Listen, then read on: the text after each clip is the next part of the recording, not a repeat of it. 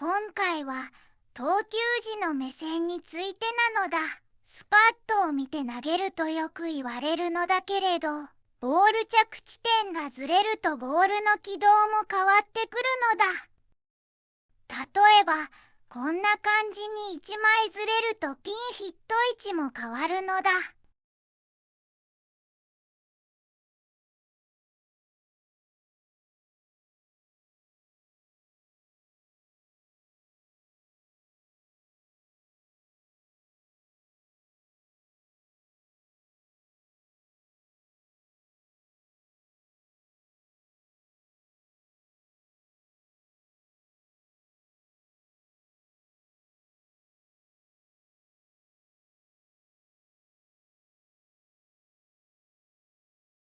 解決策の一つは、投球角度を決めて、着地点を見て投球することなのだ。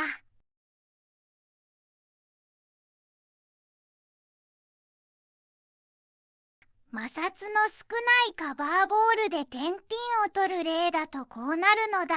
角度は狙う方向のスパットとファウルラインでの痛めを決めて、その2点を結ぶ直線に体の向きとプッシュアウェイの向きを合わせるのだ。そしてファウルラインの着地点を見てボールをそこに落とすように投球するのだ。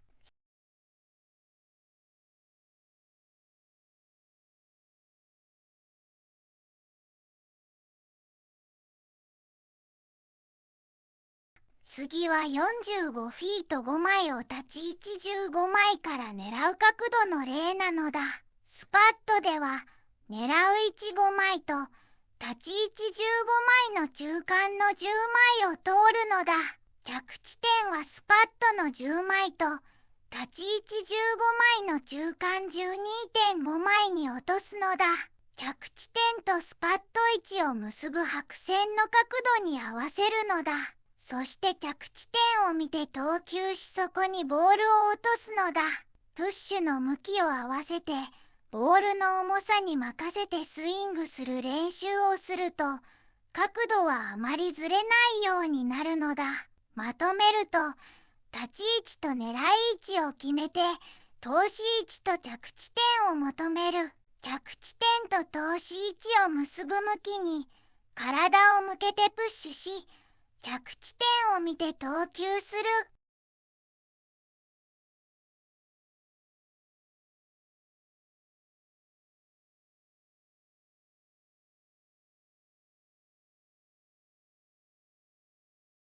ご視聴ありがとうございますなのだ。チャンネル登録と高評価をお願いしますなのだ。